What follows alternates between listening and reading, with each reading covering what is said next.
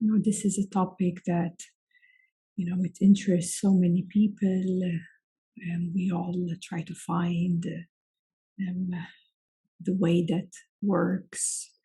And we all find quite a struggle in finding the best way to live in true peace, harmony, happiness, especially in relationships, especially the intimate ones, because the intimate relationships are the closest to you. Of course, you do have your family members, but most probably you don't even live with your parents by now. So it's kind of, let's say, a bit more easier to deal with because you might meet your parents maybe once in a while. But in an intimate relationship, you're basically living in the same space with your partner, and that might create a lot of turbulence in your life unless you have kind of quite matured and found your ways um, to be in that non-dual way of being. So we all can, review back our life and just very honestly see all the struggles and all the efforts and all the life lessons and all the heartbreaks and all the pain and suffering, and yet also all the love that has been shared, and all the beauty that relationships bring, and all the laughter, all the crying, all of it.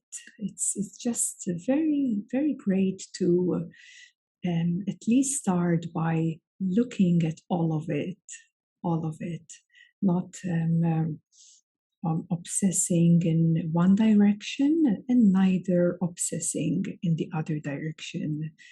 It is really about, finding that nice balance, that nice equilibrium to be in your own state of harmony, and no matter what is kind of happening in your life right now, even.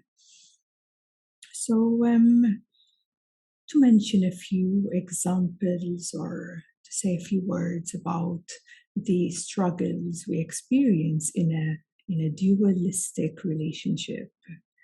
A dualistic relationship has me and you.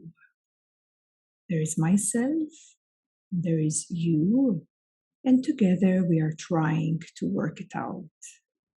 Together we are trying to find some grounds, common grounds, some ways how we can mutually understand each other.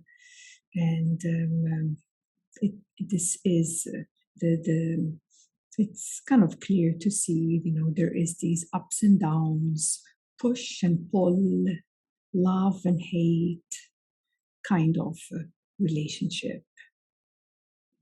Some people call it the masculine and feminine, the Shiva, Shakti. Like, look at it the way you resonate with it yourself. But basically, this is this push and pull, this attraction, repulsion, this me and you trying to figure it out is actually pretty tiring. It's a very tiring process trying to find this peace and equilibrium. Now, what creates that? What creates the struggle and the efforts and these tryings? And it's kind of hard work, isn't it? It's hard work to move through certain emotions, certain ideas that we have, certain stories, which are thoughts realming in our heads. So, this me and you in relationship, even relating with your partner, even seeing it as a relationship, is already saying there is some form of distance and separation. But if that is your reality, if that is how you perceive you and the other, it's okay. It's okay if that is real to you. It's okay. But know that it is a limited perception. It is a limited perception of trying to find true peace, happiness, and freedom in a relationship, which is already saying we are two separate beings trying to kind of find that balance. So, usually, also, what creates these sense of separation and distance, lack, and of course, with lack, there is insecurity, and then it moves up into jealousies, it moves into obsessions, addictions, even in regards of relationships. It moves into disempowerment, lack of inner power and courage. And we're not even moving up to the heart just yet. But the heart, is can be living in some fears, in anxieties, and not really allowing that heart to open up and even move through higher states, even within your seven chakra system, even within that throat, that way of communication and expressing, let's say, your deepest truth. There's a lot of fears, suppressions, and fogginess in the mind, unclarities.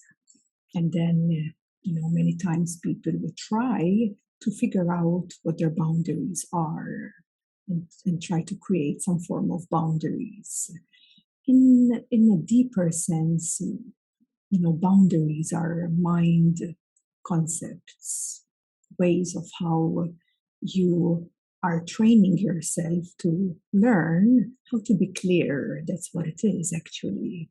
It's just learning, training what it is to be in your own space, what it is to be in your own body, being, and presence, and have a certain clarity of what is, what you want, what you don't want, where and how your direction of your life, you want it to be, and what is your clarity of your soul path in relation to your relationship and other beings in your life. So boundaries, I could say, it is kind of like a training, like exercise that people undergo, and this boundary is like an imaginary wall around them, and trying to create some space so the other doesn't come into that kind of imaginary wall, trying to understand oneself better in the meantime, trying to bring clarity of what you really resonate with, of what you really are and what you really want, let's say from your deepest heart and soul. So it's really about clarity. But this clarity, it's a whole life learning. We have a lot of blind spots, and thanks to relationships, they support us to illuminate those blind spots and actually come closer to our being and actually start to understand ourselves better, start to have clarity of how these mechanisms work within us, these instincts work within us, this personality type works within us. Try to understand where you're vibrating, on what level of consciousness. There is a lot to learn about this self. There is a lot to learn. But still, apart from learning, apart from all the knowledge, apart from trying to find the best steps for the best successful relationship, there is still this I in the way. This I is you could say it's the mind, or it's the ego, or else you could say it's the individual self. And the I, in spiritual terms, it can expand. The I can expand, but it's still limited. The I is still limited. So, although you might experience the I, myself, as the mind, but expanding and growing and evolving, but still at some point you do experience some form of self-limitations, or else hitting some walls with yourself or with your partner in some ways or another. The reason is because the I is what creates the duality. It is the I that creates separation. It is the I that creates struggle and effort and trying. Yeah, it is the I that experiences pain, heartbreak, and suffering. It is the I which is myself in whatever spiritual level you look at yourself. Now, there is that mind or that identity which protects itself, which tries to survive, which tries to make sense of itself, which tries to speak out and tries to control things or maneuver things or escape things. Yeah, you might have a different mechanism of escaping relationships because you know that being on your own, it's much more peaceful and it's much more easy to handle, isn't it? So there are these mechanisms of either feeling a lack inside of you, or else feeling that you're not fulfilled. Thus, you're searching for, that partner in your life to give you what you imagine that you are lacking. The lack of love, the lack of security, the lack of stability. And so there can be that neediness, that attachment to try and look for someone to fulfill and cover up those lacks and emptiness inside. And the other way, the other mechanism is to kind of, keep your distance, not opening yourself too much to others, because you know that that's going to bring some deeper things up, and maybe you're quite happy where you are, you're quite peaceful and enjoying yourself being on your own, so with a certain deeper honesty we come to see that there is certain mechanisms they're playing out to keep a bit of distance so you don't get too close to someone, so that you remain in your peace.